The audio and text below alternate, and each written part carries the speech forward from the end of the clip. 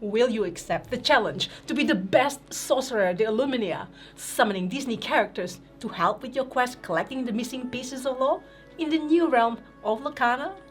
And today we'll be teaching you how to play Disney Lorcana, game designed by Ryan Miller and Steve Warner and published by Ravensburger. And hello everyone, it's Stella. And Taryn from Meeple University.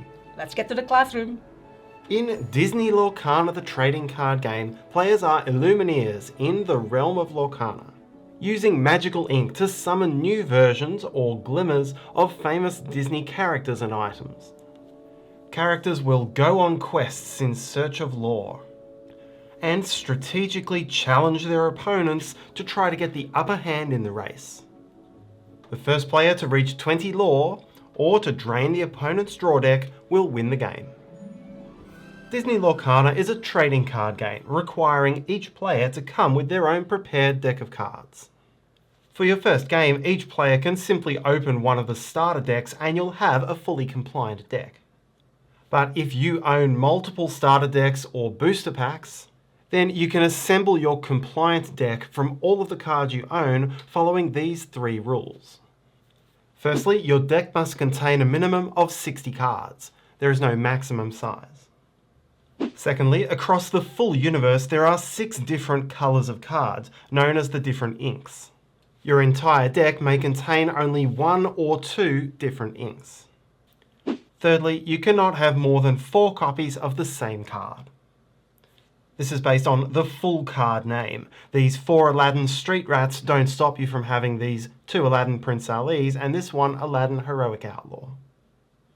Shuffle and place your deck on your scoring sheet and then draw a starting hand of 7 cards. Look at your starting hand and you have 1 chance to change it up, returning as many of those cards to your deck as you wish and replacing them, and then shuffling your deck. Place your lore tracker at 0. Choose a first player and you're now ready to play. Disney Lorcana plays 2 to 6 players, but for most of this video we'll show you the 2-player mode. The game is played in turns, starting from the first player and going back and forward until somebody has won the game. When you start the game, the table will be blank. But as you play, each player will build up a personal tableau of 2 rows of cards. Face-up cards, which are known as in play, and face-down cards known as the inkwell.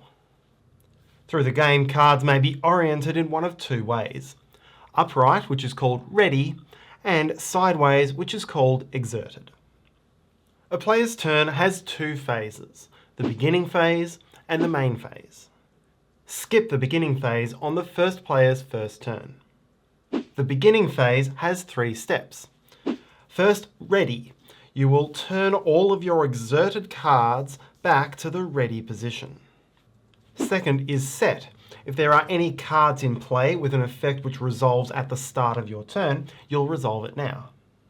And third is draw. You must draw 1 card from your deck to your hand. There is no hand limit. Then you'll move to the main phase, and during this phase you may take any number of actions that you wish and can afford to take in any order. There are 3 main types of actions: to play a card face down into your inkwell, to exert ink to play a card face up, or to use an ability of a card which is in play. You may play a card as ink only once per turn, but the other 2 actions you may do as often as you wish. To play a card from your hand as ink, it must have this swirl inkwell symbol up in the top left corner. The number inside the hexagon does not matter. So in this case, these 2 cards would be playable as ink, this one would not. Choose the card from your hand, reveal it to your opponents, both so they know what it is and to prove that it is an ink card, and then place it face down into your inkwell row. Ink is the game's main currency. Very frequently you will be exerting ink cards to pay for other effects. The second type of action is to play a card from your hand. Each card has a cost which must be paid by exerting ink. So this card would require 1 ink to be exerted. This one would require 2, and this one would require 3. Having exerted the ink, you now play the card. There are 3 types of cards: characters, items, and actions. Actions and items will be indicated by the word in this row. Items will also have a gold border. And all other cards are characters. They won't state character, they'll instead have some attributes related to that character. But they'll be the only cards with any of these three icons: strength, willpower, or law. When you play a character, play it face up into your cards in play row. You may not take any other action which involves that character card for the rest of your turn. You must wait until your next turn to use that character. When you play an item, you also place it face up into your cards in play row. You are allowed to take other actions with the item on the same turn. In both of these cases, if the card has a when played effect, resolve it now. When you play an action, resolve its text effect immediately and then discard it. The third type of action is to use the effect of a card which you already have in play, and in the case of a character, have had in play since at least the start of this turn. Pay the cost of the action.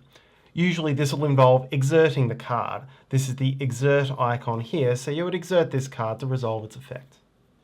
For this one, you would need to exert the card and exert 3 ink, and there are some other costs which will be written in text on the cards. Then resolve the text as written. Do note that not every effect printed on a card in play will be an action per se.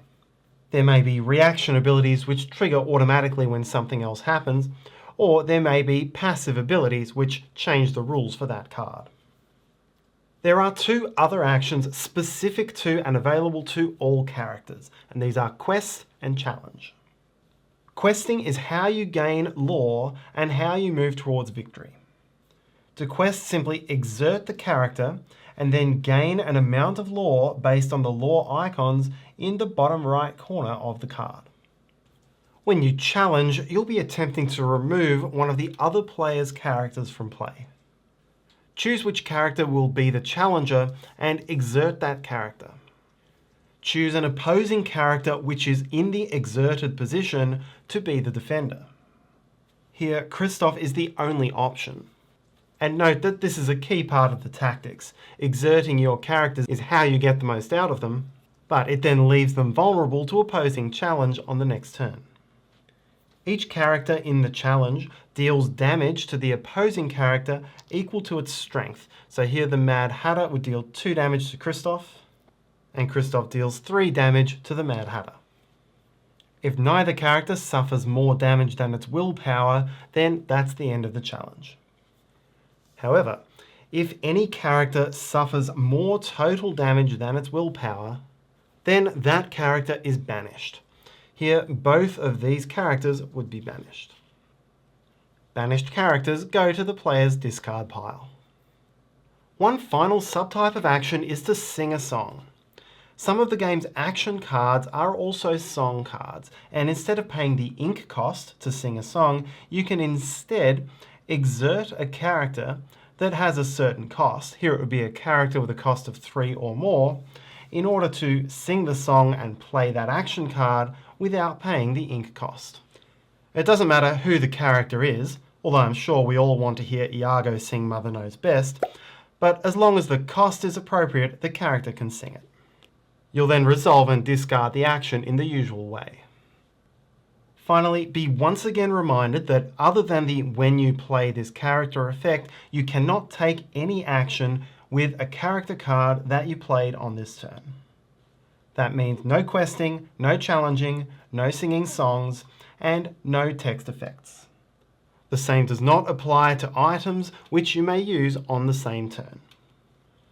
As soon as any one player reaches 20 lore, the game ends immediately and that player is the winner. The game also ends if one player is forced to draw a card and has none remaining in their deck. When that happens, that player loses the game. If playing the game with more than 2 players, follow the following rule adjustments. You'll take turns in clockwise order, and when there is an effect that has to be resolved across multiple players, you'll also do that in clockwise order from the player resolving the effect. And that's how to play Disney Lorcana. Thank you so much for watching. Your like and comments are much appreciated. Subscribe to see what's coming and let us know what games you've been playing. See you next time.